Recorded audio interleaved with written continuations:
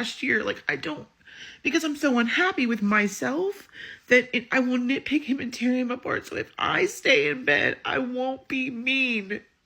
This woman is sharing how difficult it is to leave a good man, that is her husband. She needs to divorce him, and she feels like because he's not abusing her, he doesn't cheat on her, and he's just so good to her, but she just had to leave him because probably he's not good enough for her. Let me roll this clip for you all to watch to the end, and I'll be back to share my thoughts at the end of the video. We talk about how hard it is to leave the good guy. One, when you say, I want a divorce, and he's like, no, I want to work this out. Everything's going to be fine. You know, we can get through this. And he's so encouraging and everything's just so fucking peachy keen, right? We talk about how I'm manipulated into staying because he's a good guy. He does nothing wrong. Like, the only thing he's guilty of is being lazy and, you know, not putting in effort like we did when we were in the beginning of our relationship, like any other marriage. He doesn't beat me, he doesn't do anything, he doesn't take money from me, but he downplays my emotions. I don't think he fully understands me. And we've talked about this, y'all. This has all been in counseling, but how do you leave the good guy? I'm having like an internal battle right now because like I want to leave. I want to file divorce papers and I want to freaking run to Maine or something. I mean, am I the crazy one? Am I the crazy one? Because I keep throwing these fits and fighting with him. I look legit crazy because I literally stay in bed all day. A lot of that is because if I don't stay in bed all day, I will nitpick him. And I didn't start doing this until like last year. Like, I don't, because I'm so unhappy with myself that I will nitpick him and tear him apart. So if I stay in bed, I won't be mean. I'm so tired. I'm so tired. And I'm only sharing this because I swear to God I promise transparency. And I swear to God I promise the good, the bad, and the ugly. And I am struggling today. But this has been an ongoing struggle for the past like 6 months of my marriage. And I've said it here and there in videos, but I've never gotten this raw. I'm tired of marriage counseling. I'm tired of trying. I'm ready to leave. I'm ready for a divorce. I'm exhausted. I'm mentally at my capacity. I feel like I'm stretched thin. I feel like I can't describe it. But I am not okay today. Hey beautiful people, how y'all doing today? It's your favorite girl again, Mara Davis, and I'm back again with another interesting video. I just have a stitch to share with you all. You know, let's watch the video together, and I'll be back to share my thoughts at the end of the video. Can we talk about how hard it is to leave the good guy? One, when you say, I want a divorce, and he's like, y'all, the internet is in an uproar because of this topic.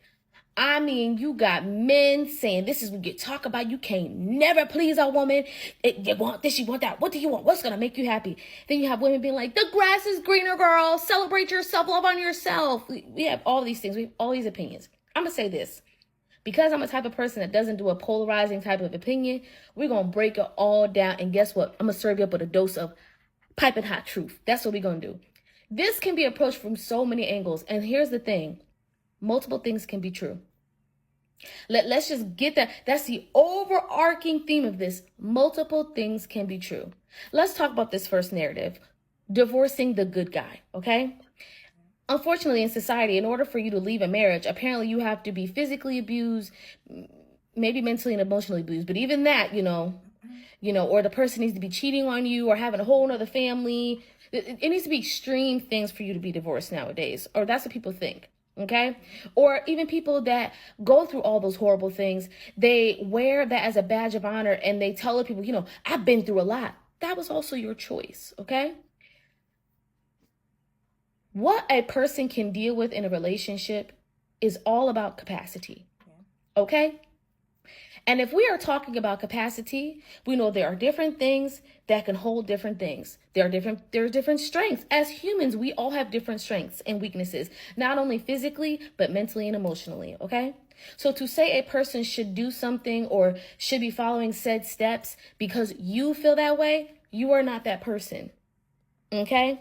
Maybe homegirl has the capacity to deal with her husband beating on her and, you know, and they work through and they go to counseling and he works on himself and they're able to be stronger. But if someone gets hit the first time and they leave, they're not any less strong. Do you get what I'm saying? It's all about what you feel you can deal with. Okay. I don't feel like this woman should be shamed because she feels like she wants to have a divorce. Here's the thing. Many of us have been in loveless marriages and loveless relationships. Many of us have sat in those relationships for years just because it's comfortable and it's cushy.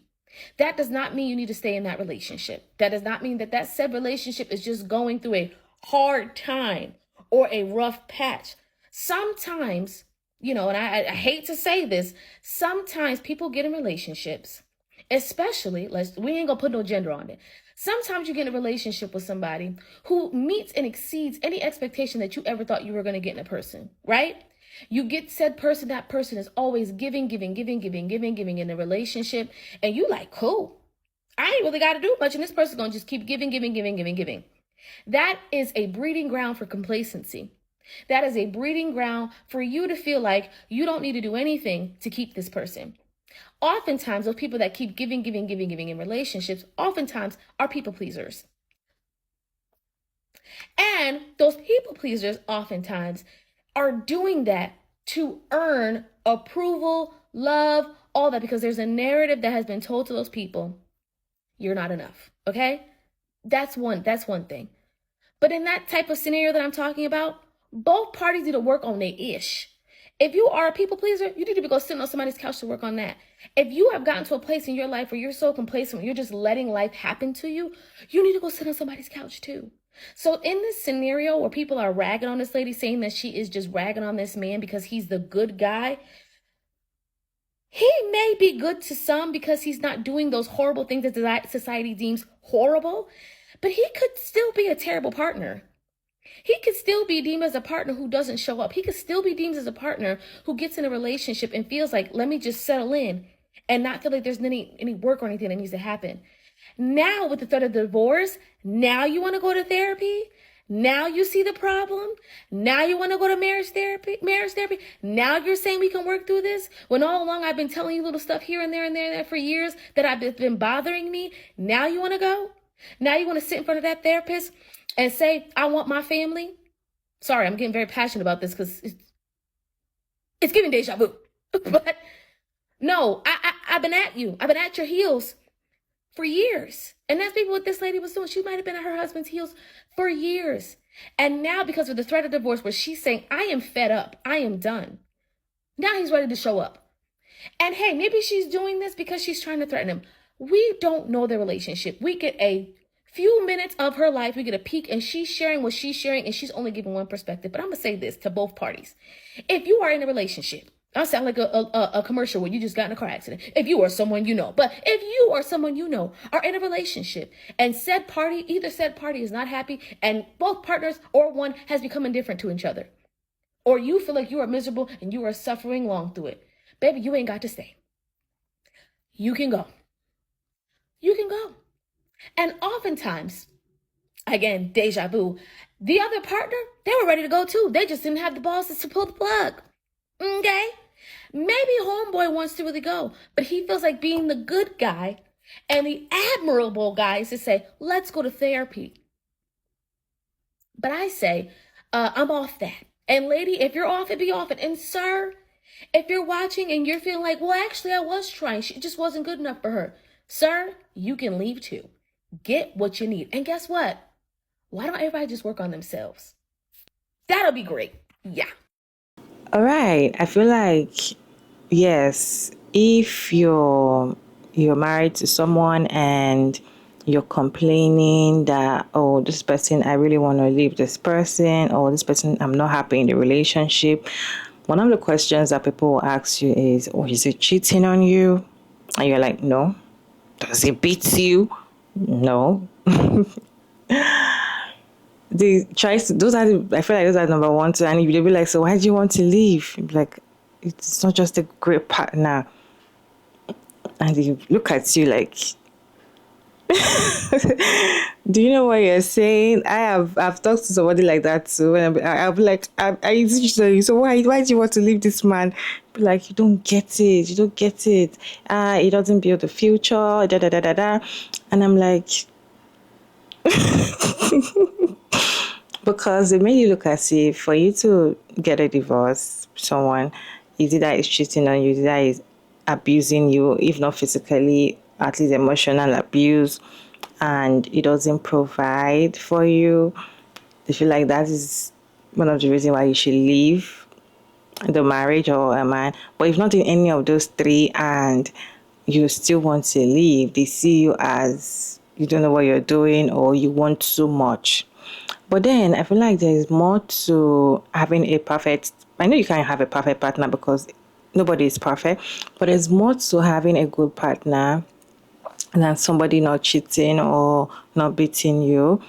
You know, there's more to that. There's more of what people want in a relationship. What I want in a marriage might not be what you want in a marriage. And if what you want, you're not saying it in that marriage, you are not happy.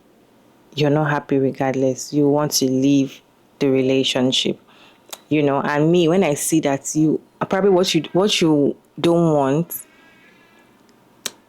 is what I'm seeing in my relationship. But I'll be like, but this person is not doing this, and you still want to leave. He's a good man, and you're like, I know he's a good man, but I need to leave. I'm not happy, and I just feel like somebody being a good person might not be good for you. Yes, it might not be good for you. So it doesn't mean that because he's a good man and he does everything doesn't mean he's good for you. So I will just say, if you're not happy, because I feel like there's nothing more to do. Probably you go to therapy, and after that you're not still happy. There's no changes. I don't think there's any remedy for that. What do you all think? Let me know your thoughts about this video down in the comment section. And thank you all so much for sticking around to this point. I hope you enjoyed this one. Don't forget to like and share and subscribe and turn on the post notification bell and get notified once I upload another interesting video like this one. And I'll see you all in my next one. Bye.